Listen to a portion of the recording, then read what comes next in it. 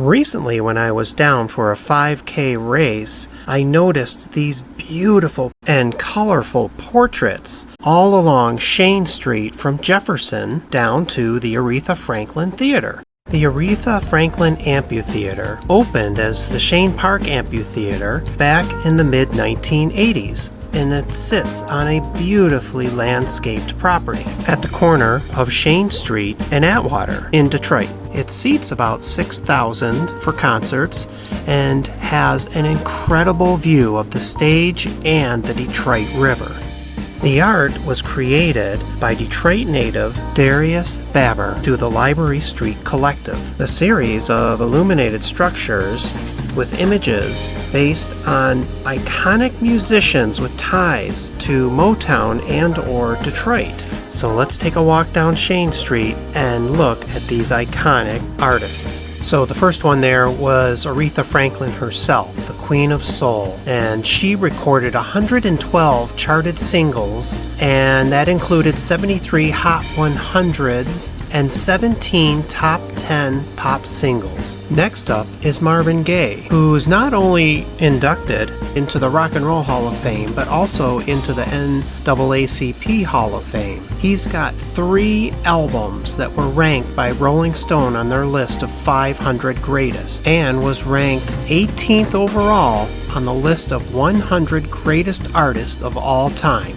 Next up is Stevie Wonder. Wonder has won 25 Grammy Awards, as well as the Grammy Lifetime Achievement Award back in 1996. And he is only one of 4 artists who have won a Grammy for Album of the Year 3 times. Next is Ron Isley, and he has performed as a solo artist as well as with the Isley Brothers. He was inducted into the Rock and Roll Hall of Fame in 1992 and has songs that were inducted into the Grammy Hall of Fame as well as Grammy Awards.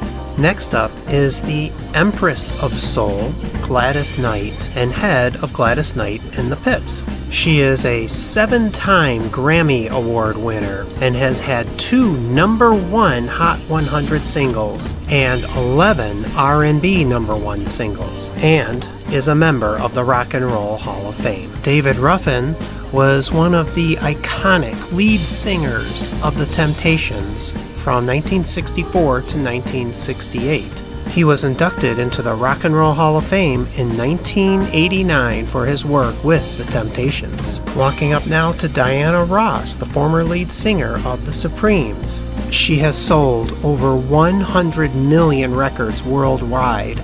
Billboard ranked her as the 47th greatest artist of all time and the 11th greatest female artist of all time.